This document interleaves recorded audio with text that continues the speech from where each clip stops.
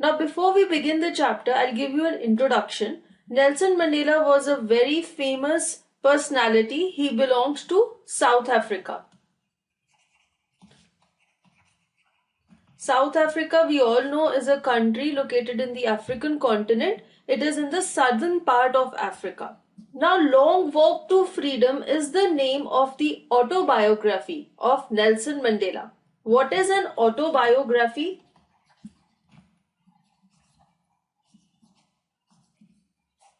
The life story of a person written by the person himself is called an autobiography. तो Nelson Mandela ने अपनी life story एक book में लिखी. Book का नाम था लॉन्ग वॉक टू फ्रीडम और इसी बुक में से एक छोटा सा पोर्शन आपके लेसन में है. Now before we read the lesson, I will give you an introduction about Nelson Mandela. He was addressed as Madiba. It was his Xhosa clan name. अब नेल्सन मंडेला एक क्लैन को belong करते थे जिसका नाम था जोसा और इस क्लैन में इन्हें मादीबा कहा जाता था. He belonged to the Thembu royal family. South Africa में एक रॉयल फैमिली थी, थेम्बू रॉयल फैमिली, और नेल्सन मंडेला इसी फैमिली को बिलोंग करते थे. He went to become the first president of South Africa. He was the first elected president of South Africa in the year 1994. South Africa में पहली बार elections हुए और इन्हें प्रेसिडेंट बनाया गया. Nelson Mandela served prison for 27 years for the abolition of apartheid, that is, racial discrimination on the basis of the color of the skin. Skin के colour पर, यानी कि white skin versus black skin. जिन लोगों की white colour की skin थी वो black colour की स्किन वालों पर रूल करते थे. ब्लैक कलर की स्किन वाले लोगों को कहीं रिस्ट्रिक्टेड जगहों पर जाना अलाउड नहीं था, कुछ काम करने अलाउड नहीं थे, उन्हें पॉलिटिकल पोजीशंस नहीं दी जाती थी, उन्हें बहुत ज्यादा ऑप्रेस किया जाता था because their skin was black in colour. And this system was called apartheid, the system of racial discrimination on the basis of the colour of the skin. ये जो सिस्टम है ये साउथ अफ्रीका में prevalent था, बहुत सालों तक prevalent था और इस सिस्टम को अबॉलिश करने के लिए नेल्सन मंडेला 27 सालों तक जेल में रहे.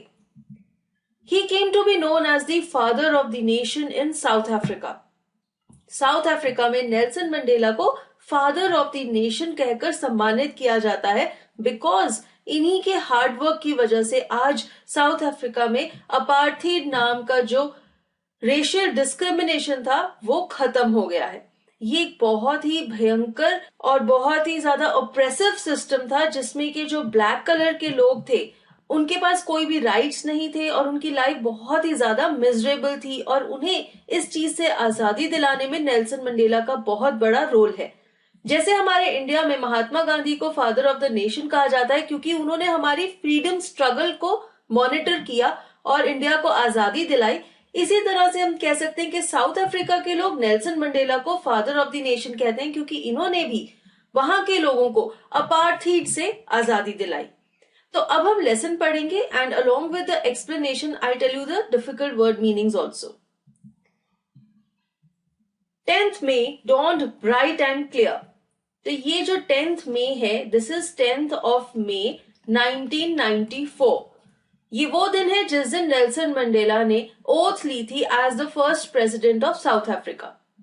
तो वो इसी दिन का डिस्क्रिप्शन दे रहे हैं इस चैप्टर में. वो कहते हैं कि दिन बहुत ही ब्राइट और क्लियर था. For the past few days, I had been pleasantly besieged by dignitaries and world leaders who were coming to pay their respects before the inauguration. Besieged by means to be surrounded closely by someone. तो Nelson Mandela south Africa के पहले president तो बन ही रहे थे, साथ ही साथ एक बहुत बड़ी चीज हुई थी उस दिन साउथ अफ्रीका में. पहली डेमोक्रेटिक गवर्नमेंट बनी थी. लोगों ने पहली बार वोट किया था और अपनी सरकार चूज की थी, अपने रिप्रेजेंटेटिव्स चूज किए थे. और साथ ही साथ जब अपार्थीड अबॉलिश हुआ तो दुनिया के बहुत सारे देशों ने साउथ अफ्रीका के साथ अपने रिलेशनशिप्स बढ़ाए क्योंकि अपार्थीड के दौरान बहुत सारी ऐसी कंट्रीज थी जिन्होंने साउथ अफ्रीका के साथ अपने रिलेशंस खत्म कर दिए थे. लेकिन अब जब वहां से अपार्थीड अबॉलिश हो गया था तो उन्होंने भी अपने रिलेशंस एक बार फिर से शुरू कर दिए। तो ये सारे वर्ल्ड लीडर्स अब साउथ अफ्रीका के साथ अपने रिलेशनशिप्स बढ़ाना चाहते थे, इसलिए वो वहां पर आए थे और वो नेल्सन मंडेला को कंग्रेचुलेट कर रहे थे क्योंकि उन्होंने साउथ अफ्रीका की हिस्ट्री में एक बहुत ही इंपॉर्टेंट और मेजर चेंज किया था। The inauguration would be the largest gathering ever of international leaders on South African soil. तो ये जो swearing in ceremony है, यहाँ पर दुनिया के बहुत बड़े बड़े लीडर्स आए थे और साउथ अफ्रीका की धरती पर इस दिन से पहले कभी भी ऐसा सीन नहीं हुआ था, इतनी वर्ल्ड लीडर्स वहां पर कभी भी इकट्ठा नहीं हुए थे। The ceremonies took place in the lovely sandstone amphitheater formed by the Union Buildings in Pretoria. Amphitheater is an open-air theater. यहाँ पर जो इमेज आप देख रहे हैं ये है यूनियन बिल्डिंग्स जो कि प्रिटोरिया नाम के शहर में लोकेटेड है। इन बिल्डिंग्स के बाहर स्टेयर्स लगी हुई हैं and that forms an open air theatre और यहीं पर ये स्वेरिंग इन सेरेमनी हुई थी। For decades, this had been the seat of white supremacy and now it was the site of a rainbow gathering of different colors and nations for the installation of South Africa's first democratic non-racial government.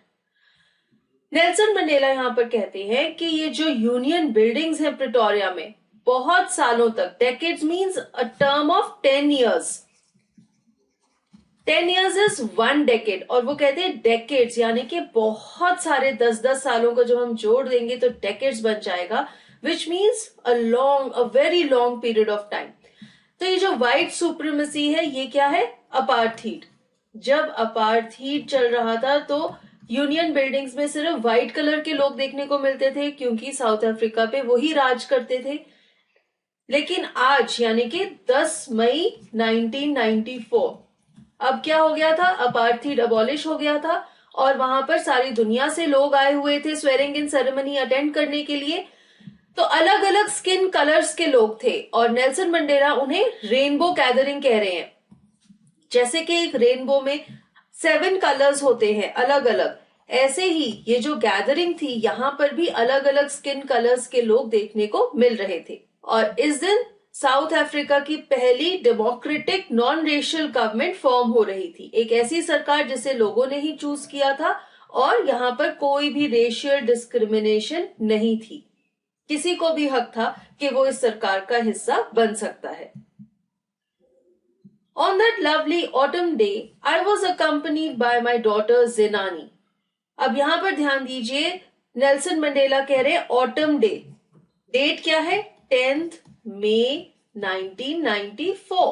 मई के महीने को हम यहाँ पर summer season कहते हैं, लेकिन Nelson Mandela उसे ऑटम कह रहे हैं। Why? I think some of you might know the reason, but जिनको ये नहीं समझ आ रहा मैं आपको बताती हूँ कि south Africa lies in the southern hemisphere. Southern hemisphere में नॉर्दर्न हेमिस्फीयर से ऑपोजिट सीजन्स होते हैं। तो जब हमारे यहाँ पर समर सीजन चल रहा है वहां पर विंटर सीजन शुरू होने वाला है और विंटर से पहले क्या आता है? ऑटम। इसीलिए यहाँ पर नेल्सन मंडेला कह रहे हैं on that lovely autumn day. तो वो कहते हैं कि इस दिन उनके साथ उनकी बेटी ज़ेनानी भी थी, यहाँ पर आप इमेज में उन्हें देख सकते हैं।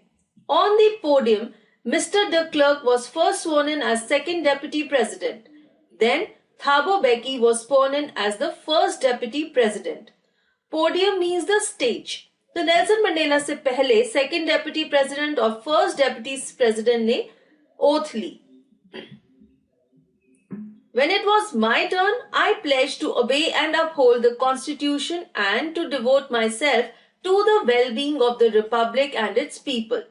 जब नेल्सन मंडेला की टर्न आई ओथ लेने के लिए तो उन्होंने ये कसम खाई कि वो कॉन्स्टिट्यूशन को फॉलो करेंगे। कॉन्स्टिट्यूशन क्या होता है? किसी भी कंट्री में एक सेट ऑफ रूल्स बनाए जाते हैं कि सरकार कैसे चलेगी, that is called the constitution. और साथ ही साथ उन्होंने ये भी कसम खाई कि वो साउथ अफ्रीका के लोगों की भलाई के लिए काम करेंगे। To the assembled guests and the watching world I said, today all of us do by our presence here confer glory and hope to newborn liberty. Confer means to give and liberty means freedom. South Africa में जो नई आजादी मिली थी लोगों को, freedom from the racial discrimination of apartheid. Nelson Mandela कहते हैं कि सारी दुनिया ये चाहेगी कि ये जो आजादी है ये ऐसे ही बनी रहे। Out of the experience of an extraordinary human disaster that lasted too long must be born a society of which all humanity will be proud. Nelson Mandela कहते हैं कि साउथ अफ्रीका में ये जो ह्यूमन डिजास्टर था racial discrimination का, ये बहुत देर चला, और जब ये खत्म हुआ तो जो सोसाइटी बनी, तो जो लोग थे वो इतना इवॉल्व हो गए थे क्योंकि उन्होंने इतनी दुख तकलीफें देखी थी, वो इतने अच्छे से बिहेव करेंगे कि सारी दुनिया उनपे प्राउड फील करेगी। We who were outlaws not so long ago have today been given the rare privilege to be host to the nations of the world on our own soil.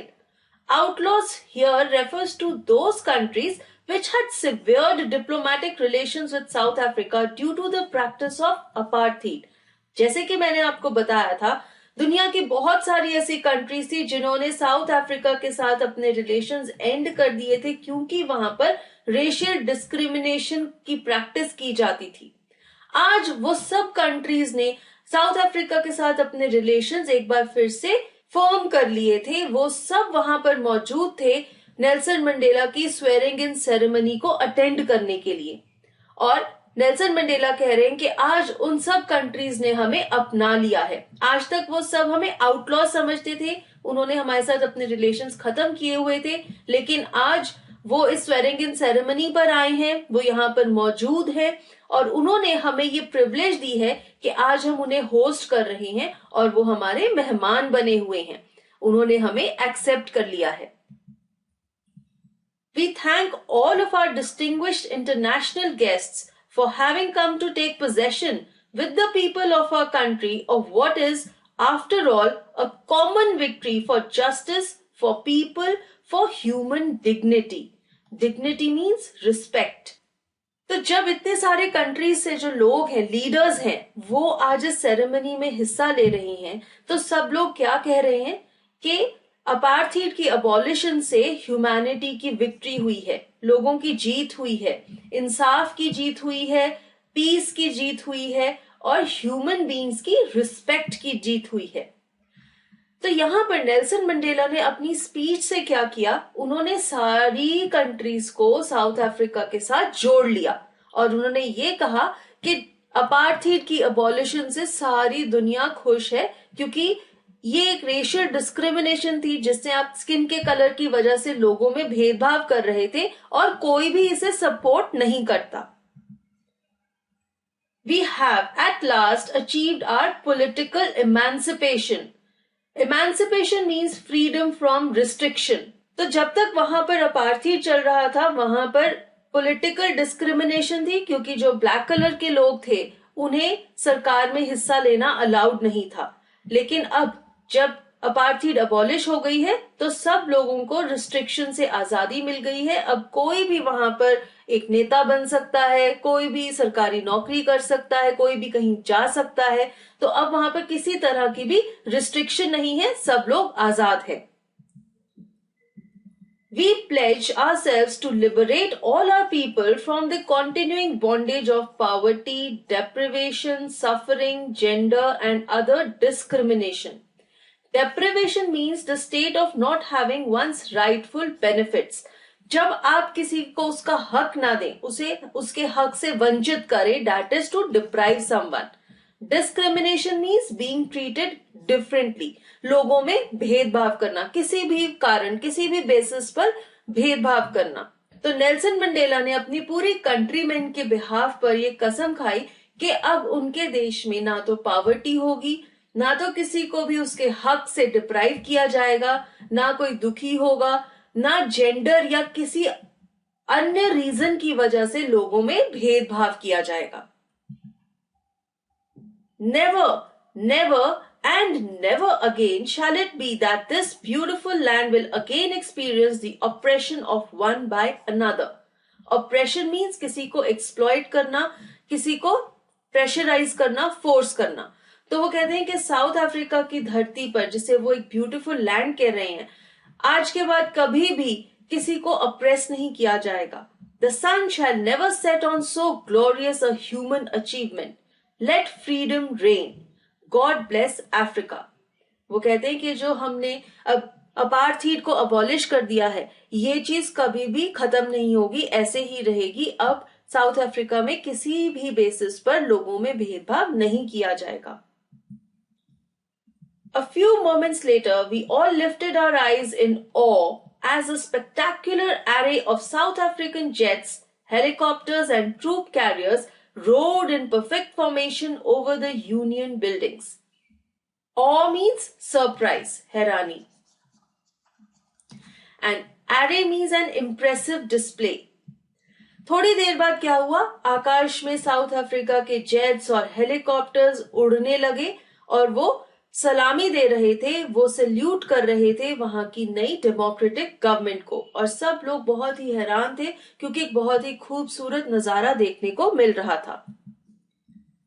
It was not only a display of pinpoint precision and military force, but a demonstration of the military's loyalty to democracy, to a new government that had been freely and fairly elected. Precision means accuracy.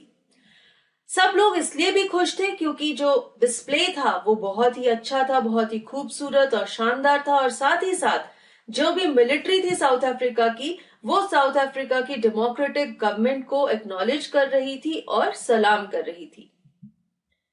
Only moments before, the highest generals of the South African Defence Force and police, their chests bedecked with ribbons and medals from days gone by, saluted me and pledged their loyalty. Pledged means promised. थोड़ी देर पहले, यानी कि जो air show था, इससे थोड़ी देर पहले south Africa की डिफेंस फोर्सेस और पुलिस फोर्स के जितने भी हेड थे और उनके यूनिफॉर्म के ऊपर उनके मेडल्स और रिबन्स लगे हुए थे जो कि उन्होंने बहुत सारी वॉर्स में जीते थे, उन सब ने नेल्सन मंडेला को सल्यूट किया और प्रॉमिस किया कि वो अपनी कंट्रीमैन को लॉयल रहेंगे.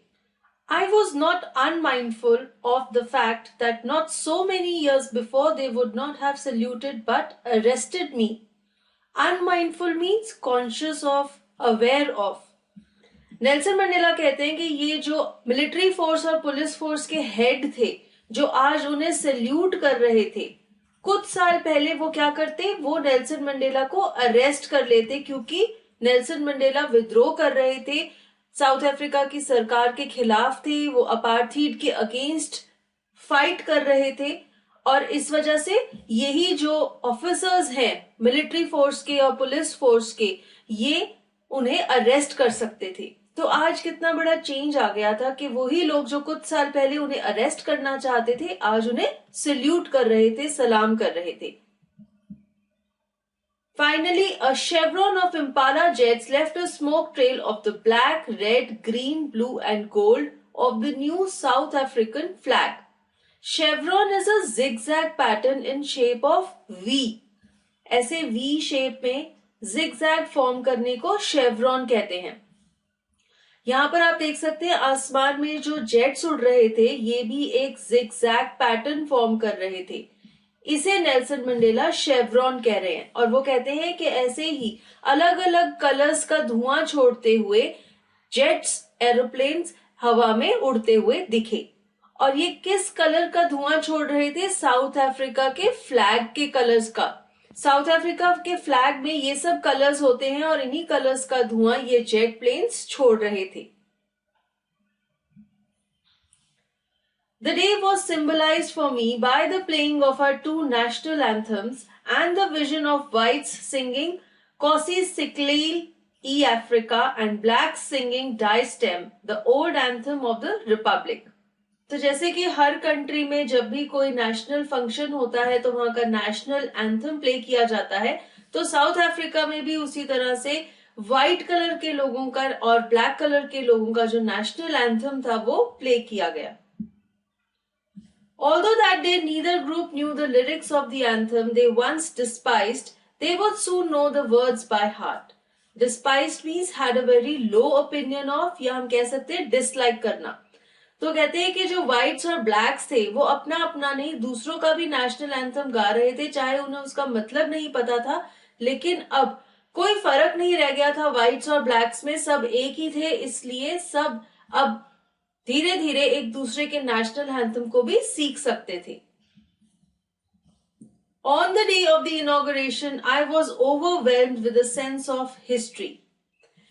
अब जब इतना खुशी का मौका था, एक बहुत बड़ी अचीवमेंट की थी साउथ अफ्रीका के लोगों ने, तो नेल्सन मंडेला के दिल में भी उनकी जो सारी हिस्ट्री थी, उनकी कंट्री की जितनी हिस्ट्री थी, किस किस चीजों से वो गुजरे थे, वो सब चल रहा था। In the first decade of the 20th century, a few years after the bitter Anglo-Boer War and before my own birth, the white-skinned people of South Africa patched up their differences and erected a system of racial domination against the dark-skinned people of their own land. First decade of the 20th century means 1900s की शुरुआत में। First decade means 1900 से लेकर 1910 तक। तब क्या हुआ था, इसी दौरान में फर्स्ट एंग्लो बोर वॉर हुई थी, दैट इज इंग्लिश और अफ्रीकन के बीच में वॉर। ये जो वॉर हुई थी ये नेल्सन मंडेला के बर्थ से थोड़ी देर पहले हुई थी और इसी वॉर के बाद अपार्थीड नाम की रेशियल डिस्क्रिमिनेशन शुरू हो गई थी। साउथ अफ्रीका में जितने भी व्हाइट कलर की स्किन वाले लोग थे उन्होंने डार्क स्किन लोगों के खिलाफ डिस्क्रिमिनेशन शुरू की, उन पे डोमिनेशन शुरू कर दी और अपार्थीड नाम का रूल उन पर लागू कर दिया। The structure they created formed the basis of one of the harshest, most inhumane societies the world has ever known. तो जो सोशल स्ट्रक्चर था साउथ अफ्रीका में from the starting of the 20th century, ये दुनिया का सबसे inhuman structure था। Apartheid के बेसिस पर जो डिस्क्रिमिनेशन की गई थी लोगों के बीच में वो बहुत ही ज्यादा हार्श और सिवियर थी। Now, in the last decade of the 20th century and my own 8th decade as a man, that system has been overturned forever and replaced by one that recognizes the rights and freedoms of all people regardless of the color of their skin. Now, the last decade of the 20th century means 1990 से लेकर 2000 तक। तो ये जो बात हो रही है ये कब की है, 1994 की, जबकि अपार्थीड अबॉलिश कर दिया गया है।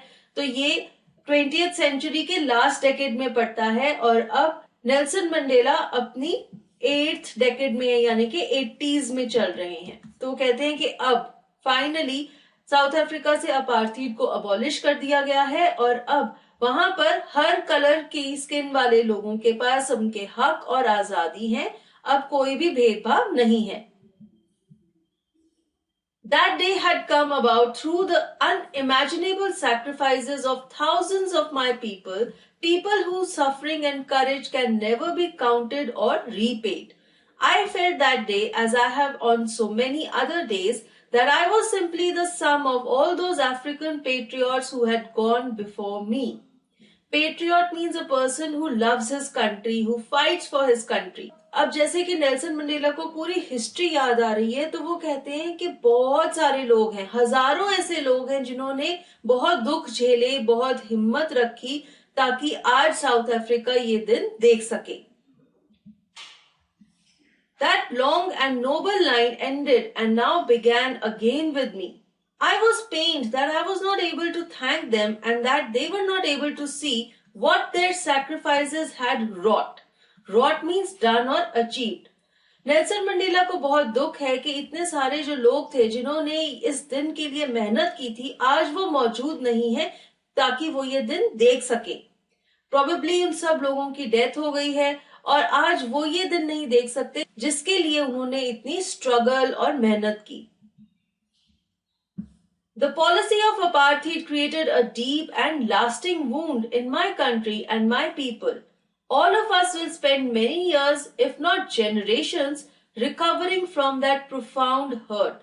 Profound means something which is very deep and strong. तो नेल्सन मंडेला कहते हैं कि उनके देश में बहुत सारे लोग हैं जो कि बहुत डीपली हर्ट हुए थे अपार्थीड नाम की रेशियल डिस्क्रिमिनेशन की वजह से और उनके ये जो घाव हैं ये इतने गहरे हैं कि इन्हें भरने में बहुत सारे साल लग जाएंगे. But the decades of oppression and brutality had another unintended effect, and that was that it produced the Oliver Tambos, the Walter Sisselus, the Chief Lithilis, the Yusuf Dados, the Bram Fishers, the Robert Subekis of our time. Men of such extraordinary courage, wisdom, and generosity that their like may never be known again. यहाँ पर आप इन सभी famous लोगों की photos देख सकते हैं जिन्हें नेल्सन मंडेला रेफर कर रहे हैं. वो कहते हैं कि ये जो 100 साल, ऑलमोस्ट 100 साल की जो अपार्थीड रेशियल डिस्क्रिमिनेशन का ड्यूरेशन था, इस ड्यूरेशन में साउथ अफ्रीका में इतने महान लोगों को हमने देखा जो कि अपने देश से इतना ज्यादा प्यार करते थे, जिन्होंने इतना ज्यादा करेज रखा, विजडम रखी और जेनरोसिटी रखी अपने देश के लोगों के लिए. उनके लिए उन्होंने लड़ाई की कि दुनिया में कभी भी दोबारा ऐसे लोग देखने को नहीं मिलेंगे.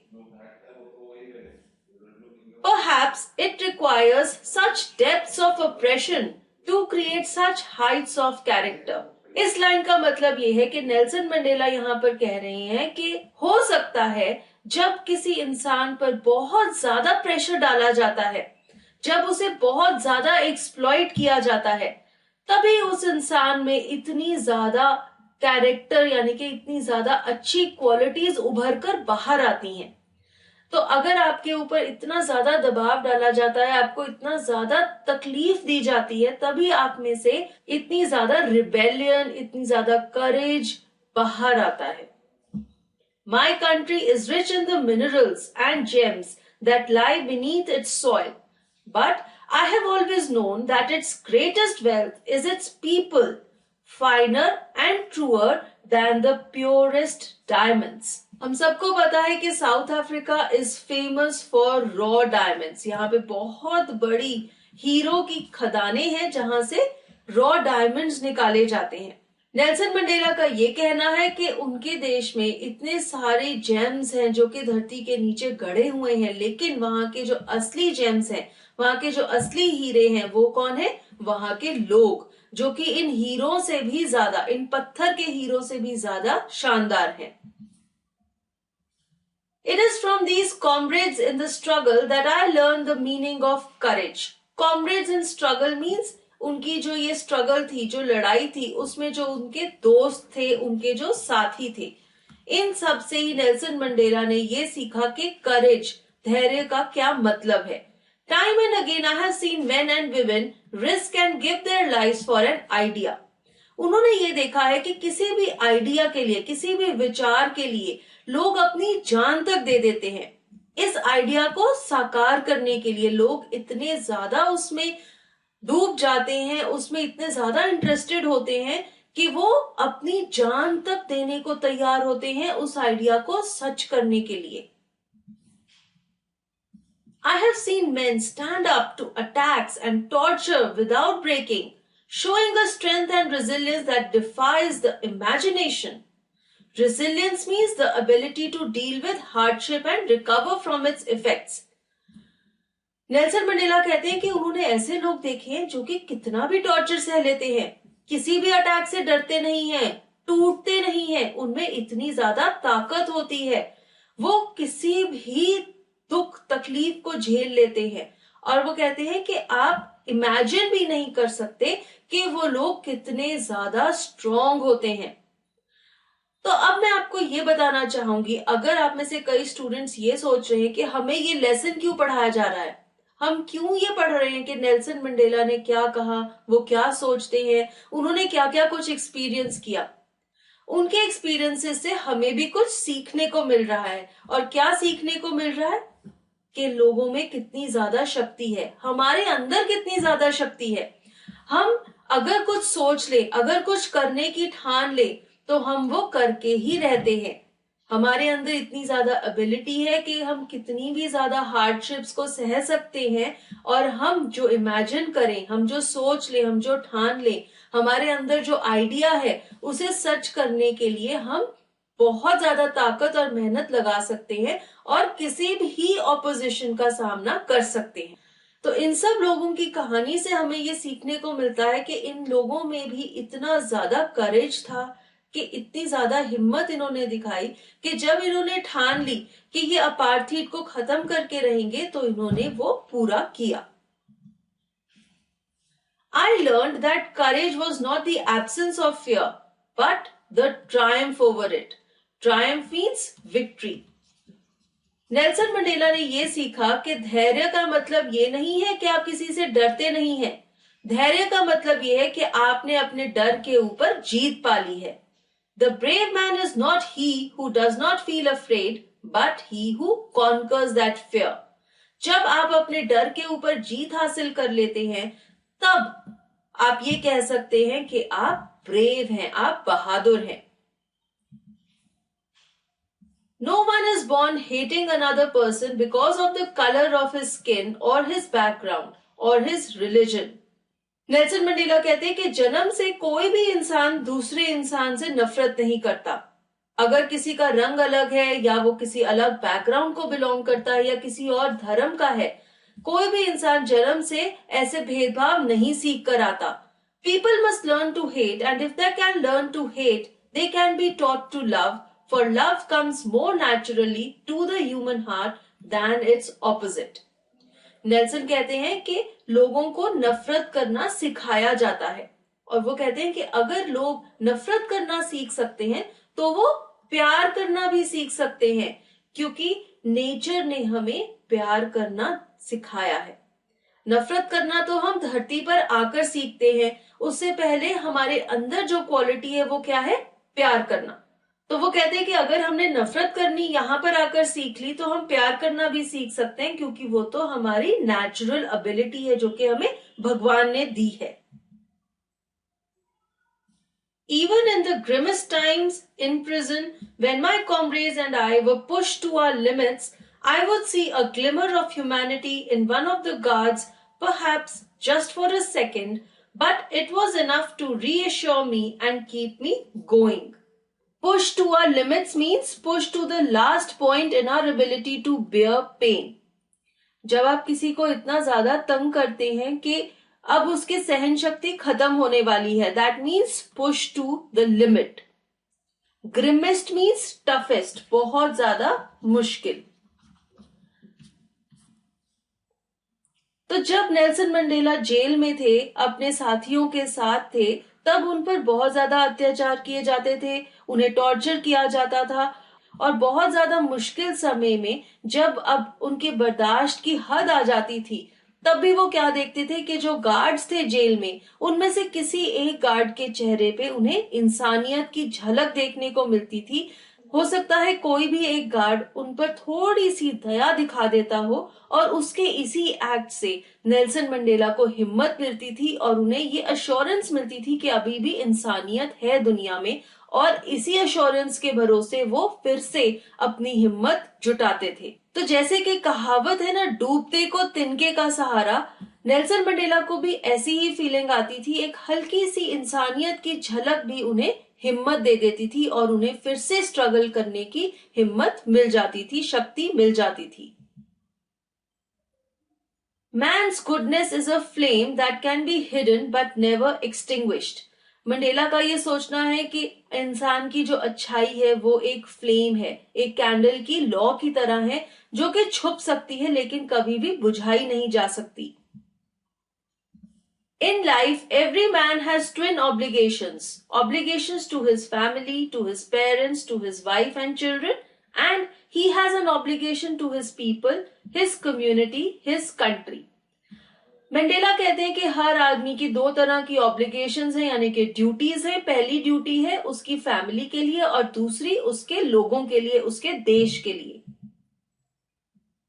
In a civil and humane society, each man is able to fulfill those obligations according to his own inclinations and abilities. Inclinations means natural tendencies or behavior. ये जो दो तरह की ड्यूटीज हैं हर आदमी की, वो अपनी ये ड्यूटीज अपनी आदत और अपनी ताकत के हिसाब से पूरी करता है। But in a country like South Africa, it was almost impossible for a man of my birth and color to fulfill both those obligations. अब जैसे कि साउथ अफ्रीका में रेशियल डिस्क्रिमिनेशन होती थी, इसलिए एक आदमी के लिए पॉसिबल नहीं था कि वो अपनी ड्यूटीज पूरी कर सके, अपनी ड्यूटीज निभा सके। In South Africa, a man of colour who attempted to live as a human being was punished and isolated. A man of colour का मतलब है एक ऐसा इंसान जिसकी स्किन का कलर वाइट नहीं है, यानी कि ब्राउन या फिर डार्क कलर का स्किन होगा। साउथ अफ्रीका में अगर किसी इंसान की स्किन व्हाइट कलर की नहीं थी और वो इंसानों की तरह जिंदगी जीना चाहता था तो उसे पनिश किया जाता था और उसे सारी सोसाइटी से अलग कर दिया जाता था। दैट मीन्स ये जो अपार्थीड है ये इतना ज्यादा इनह्यूमेन था, वहां पर कलर्ड स्किन वाले लोगों को एक नॉर्मल जिंदगी जीना अलाउड नहीं था। In South Africa, a man who tried to fulfill his duty to his people was inevitably ripped from his family and his home and was forced to live a life apart, a twilight existence of secrecy and rebellion. Inevitably means unavoidably. अगर कोई इंसान अपने देश के लोगों की भलाई करना चाहता था तो उसे ऐसा नहीं करने दिया जाता था। हमने पहले भी पढ़ा था कि अपार्थीड के अंडर साउथ अफ्रीका में कलर्ड स्किन वाले लोगों को कोई भी पॉलिटिकल राइट्स नहीं मिलते थे, उन्हें पॉलिटिक्स ज्वाइन करना अलाउड नहीं था, वो कोई भी ऐसी पोजीशन नहीं ले सकते थे। तो अगर कोई इंसान अपने लोगों की भलाई करने के लिए पॉलिटिक्स ज्वाइन करना चाहता है, उस इंसान को रेबेल कहा जाता था। उस इंसान को पुलिस पकड़ लेती थी, उसे जेल में डाल दिया जाता था और उसे अपनी ये ड्यूटी फुलफिल करना अलाउड नहीं था। ऐसा ही तो नेल्सन मंडेला के साथ हुआ, तभी तो उन्होंने 27 इयर्स जेल में बिताए। एक्चुअली वो क्या करना चाहते थे, वो अपने देश के लोगों की भलाई करना चाहते थे, उनकी भलाई के लिए वो वहां पर एक नेता बनना चाहते थे, एक पॉलिटिशियन बनना चाहते थे, लेकिन अपार्थीड के चलते उनकी स्किन का कलर डार्क था, इसलिए उन्हें ये हक नहीं दिया गया और उन्हें जेल में डाल दिया गया, उन्हें एक रेबेल कहा गया। I did not in the beginning choose to place my people above my family, but in attempting to serve my people, I found that I was prevented from fulfilling my obligations as a son, a brother, a father and a husband. शुरुआत में Nelson Mandela अपनी family को priority देते थे, लेकिन उन्होंने ये realise किया कि अगर वो अपने लोगों की भलाई के लिए कुछ करना चाहते हैं तो वो अपनी फैमिली की तरफ अपनी ड्यूटी पूरी नहीं निभा पाएंगे। और इसीलिए जब उन्होंने ये चीज रियलाइज की तो वो अपनी फैमिली की तरफ एक बेटा होने का, एक भाई होने का, एक फादर और एक हस्बैंड होने का जो ड्यूटी है उसे अच्छी तरह निभा नहीं पाए, क्योंकि उन्होंने ये चूज किया कि पहले वो अपने लोगों की तरफ जो उनकी ड्यूटी है उसे पूरा करेंगे। I was not born with a hunger to be free. I was born free. Free in every way that I could know. जब नेल्सन मंडेला बॉर्न हुए तब उनमें ये भूख नहीं थी कि वो आजाद होना चाहते हैं, क्योंकि वो आजाद ही थे। जब भी कोई बच्चा पैदा होता है उसे ये नहीं पता होता कि वो आजाद है या नहीं है। ये जो रिस्ट्रिक्शंस हैं, जो बंदिशें हैं, जो आपकी फ्रीडम को कोई भी रिस्ट्रिक्ट करता है, वो रियलाइजेशन तो आपको थोड़ी देर बाद होती है। जब आप बॉर्न होते हैं तब आपको नहीं पता होता कि आपको किसी ने बंदी बनाया हुआ है, आप आजाद नहीं हैं। Free to run in the fields near my mother's hut, free to swim in the clear stream that ran through my village, free to roast mealies under the stars and ride the broad backs of slow-moving bulls. Now, as a child, जो बच्चे होते हैं वो क्या करते हैं, आजादी से इधर उधर घूमते रहते हैं, और ऐसे ही नेल्सन मंडेला का भी बचपन था। वो कहते हैं कि छोटे होते वो क्या करते थे, अपनी माँ के घर के आसपास जो खेत थे उनमें आजादी से घूमते रहते थे, जो पास में नदी बहती थी उसमें स्विम करते थे। रात के समय मीलीज यानी कि कोई भी तरह का ग्रेन है उसे रोस्ट करके, उसे भून कर खाया करते थे, और जो बैल होते थे उनकी पीठ पर बैठकर सवारी करते थे।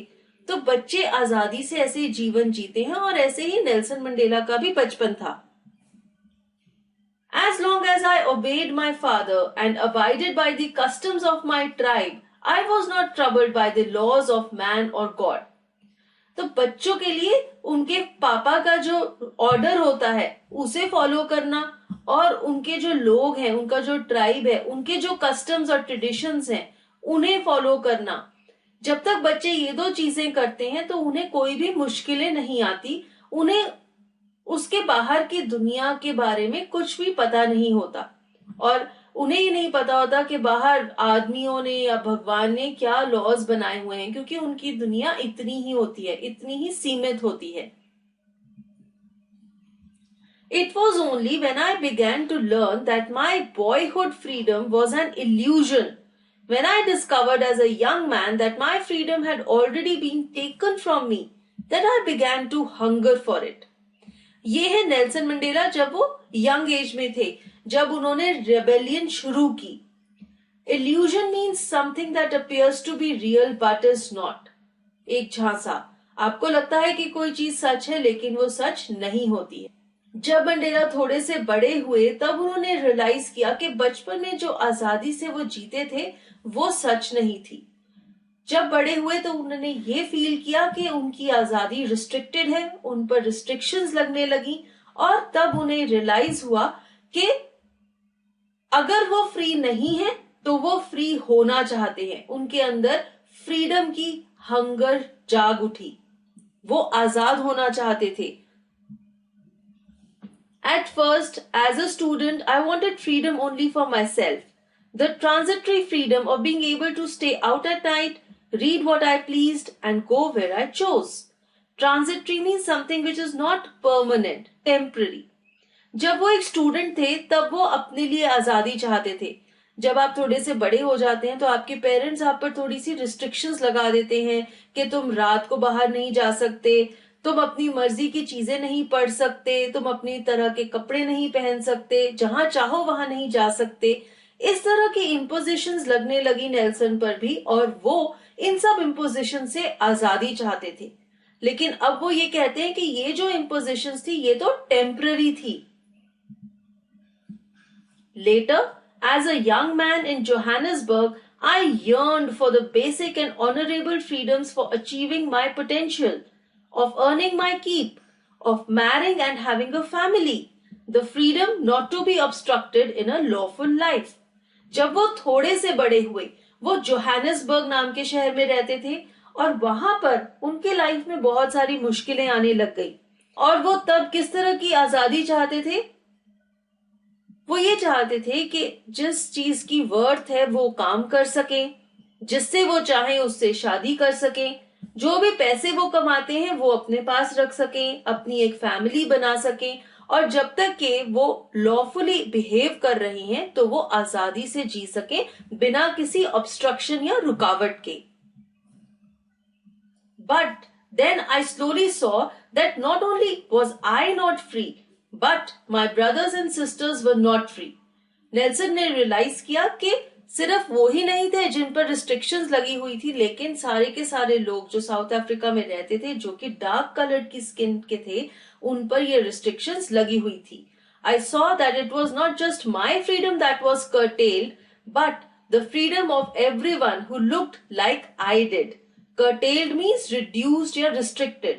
उन्होंने ये रियलाइज किया कि जितने भी लोग थे जिनकी स्किन का कलर डार्क था, जो कि ब्लैक्स थे, उन पर ये रिस्ट्रिक्शंस लगाई हुई थी.